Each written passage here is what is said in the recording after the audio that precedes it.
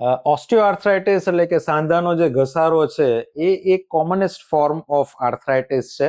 ઘણી બધી પ્રકારના ઘસારાઓ હોય અને દરેક સાંધા એક ઘસારાની પ્રોસેસમાંથી પસાર થતા હોય, પણ એમાંથી જે કોમનેસ્ટ ઘસારો છે એ ઓસ્ટિયોઆર્થરાઇટિસ છે, એટલે કે જેને આપણે વેર એન્ડ ટેરનો ઘસારો કહેતા હોય અથવા એક વધતી ઉંમરની સાથે આવતો ઘસારો છે.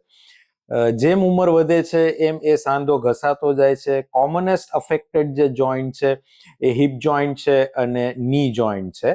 એમાં આપણા દેશમાં અત્યારના ની જોઈન્ટના ઓસ્ટિયોઆર્થરાઇટિસના પેશન્ટ્સ સૌથી વધારે છે. સ્ટેટિસ્ટિકલી એવું મનાય છે કે 1 in 4 આફ્ટર 60 years, એટલે 60 વર્ષ પછી દર 4માંથી એક વ્યક્તિને સિગ્નિફિકન્ટ ઓસ્ટિયોઆર્થરાઇટિસ એટલે કે ગોઠણનો સિગ્નિફિકન્ટ ઘસારો હોય છે કે જેના માટે કોઈને કોઈ સારવાર કરવી પડતી હોય છે. દરેક સાંધાના ઘસારા માટે ઓપરેશન જરૂરી નથી હોતું. ઘસારાના અલગ સ્ટેજીસ હોય. સ્ટેજ 1, 2, 3, 4 એ કોમનેસ્ટ ક્લાસિફિકેશન અમે કહેતા હોઈએ છીએ. શરૂઆતનો જે સ્ટેજનો ઘસારો છે એ સ્ટેજના ઘસારા માટે કાળજી રાખવાથી, યોગ્ય કસરત કરવાથી અને સપ્લિમેન્ટ્સ લેવાથી ઘણું સારું થઈ જતું હોય છે. પણ એક સ્ટેજનો ઘસારો હોય કે જ્યારે આ બધી જ સારવાર નિષ્ફળ જતી હોય ત્યારે આપણે ઓપરેશન વિશે વિચારતા હોઈએ છીએ. ગોઠણનો સાંધો જોઈએ તો મુખ્યત્વે એ 3 ભાગથી બનેલો હોય છે.